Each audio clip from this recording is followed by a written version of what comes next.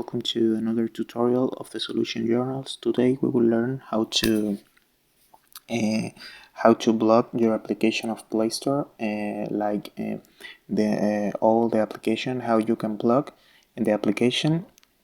You need to activate a filter in the settings of the Play Store. So the first step is go to the Play Store. And here in Play Store you need to go to the superior right corner in the option of your profile, and here you need to pick in the option of settings, and after that you need to go here in the for option where set family, parental control and parent guide. You need to pick here, and after that you need to activate the parental control. You need to pick in parental controls, and you need to activate that option here in the switch. You need to put a pin like a password for activate that option, and after that you need to reset the application, and that's it, you block the application. So this is the process. I hope this tutorial was helpful for you. Follow us for more content like this.